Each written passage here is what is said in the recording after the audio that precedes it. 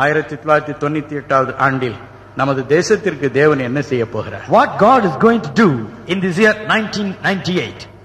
உபவாசத்தில் அவருடைய சமூகத்தில் காத்திருந்த பொழுது, when I was waiting in the presence of God with fasting and prayer, இயேசு சொன்ன காரியங்களுள் சிலவற்றை உங்களுக்கு முன்பு வைக்க விரும்புகிறேன். Let me tell you a few things that Jesus told me. பயத்தோடும் நடுக்கத்தோடும் இதை நான் வைக்கிறேன். With fear and holy trembling I say this. அவர் ஆங்கிலத்தில் என்னோடு பேசினார். God spoke to me in English. அதை ஆங்கிலத்தில் எழுதி வைத்திருக்கிறேன். I have noted it down in English. அதை நான் வாசிப்பேன். And I'll read that. Brother Kumar தமிழில் அதை சொல்வார். அதை தமிழிலே சௌரன் சொல்லுவார். Number 1, முதலாவது, a strong leader will come in the center, chosen by God. தேவனால் தெரிந்து கொள்ளப்பட்ட ஒரு உறுதியான தலைவர் மத்திய அரசாங்கத்திலே வருவார். He'll be soft and clean in nature, but strong in administration. அவர் மிருதுவானவராகவும் காரியங்களை சுத்தமாய் செய்கிறவராய் இருப்பார். ஆனால் நிர்வாகத்திலோ மிகவும் கண்டிப்பாய் இருப்பார்.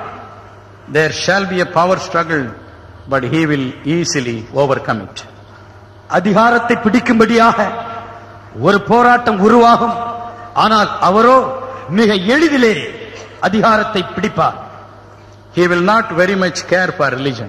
அவர் மதத்தை குறித்து அதற்கு அதிகம் முக்கியத்துவம் கொடுக்கிறவராய் இருக்க மாட்டார்.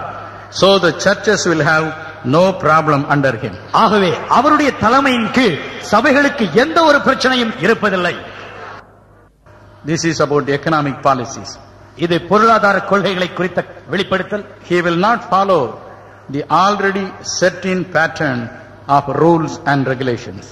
இப்பொழுது ஏற்கனவே பழக்கத்தில் வைக்கப்பட்டிருக்கக்கூடிய பொருளாதார கொள்கைகளை அவர் தொடர்ந்து பின்பற்ற மாட்டார்.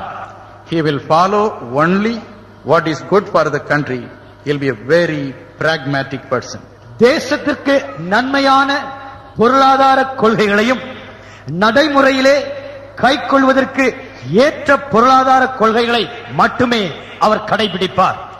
He will not be very familiar with matters concerning other countries. மற்ற தேசங்களை குறித்த வெளியுறவு சம்பந்தமான காரியங்களை குறித்து அவர் அதிகம் அறிந்தவர் அல்ல. So he will extend a friendly hand to all countries and try to please them in every way.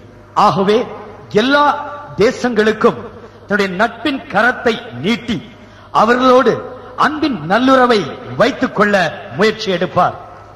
All the other states in the country will fall in line with him and his pattern of ruling and thinking and respond to him with respect.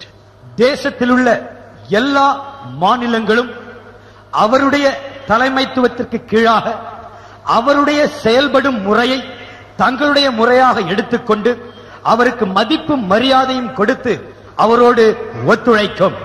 There will be an atmosphere of peace in the whole country as he has been chosen by God. அவர் தேவனால் தெரிந்தெடுக்கப்பட்டவராய் இருக்கின்றபடியினால் தேசம் முழுவதும் சமாதானமும் அமைதியும் நிலவும். He'll be very friendly and will be easily approachable to the minorities and the Christian leaders.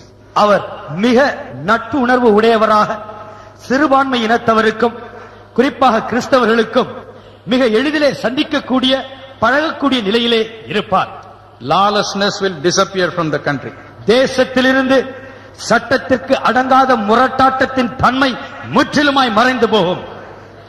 He will ensure that all his ministers also function efficiently. தன்னுடைய மந்திரி சபையில் இருக்கக்கூடிய எல்லா மந்திரிகளும் திறன் வாய்ந்தவர்களாக செயல்படும்படியாக அவர் காரியங்களை நிர்வகிப்பார். He will be in the hand of our God. அவர் நம்முடைய தேவனுடைய திரு கரங்களிலே இருப்பார். According to Proverbs 21 verse 1. நீதிமொழிகள் 21:1 படியே, The king's heart is in the hand of the Lord, like the rivers of water, he turns it wherever he wishes. ராஜாவினுடைய இருதயம் தேவனுடைய திருக்கரங்களிலே இருக்கிறது.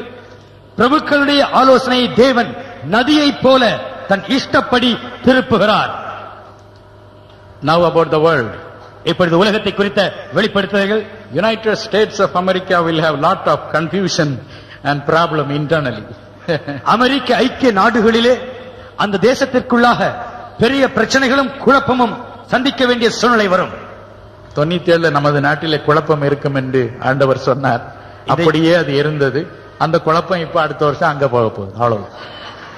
In the year 97, the Lord had revealed that there will be a great confusion in our country, India. In the year 98, this confusion is being transported to the United States. America will become inefficient in world politics. அமெரிக்க ஐக்கிய நாடுகள் உலக அரசியலிலே பலவீனமாக மாறும்.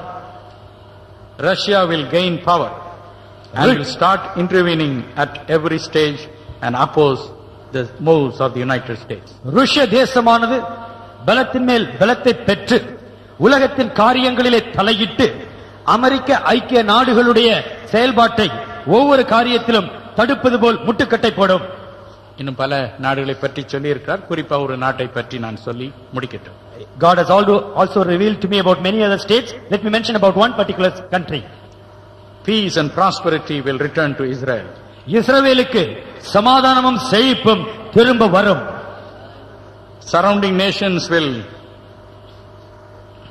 develop a fear about Israel. இஸ்ரவேலை நினைத்து சுற்றி இருக்கும் நாடுகள் பயந்து நடுங்குவார்கள்.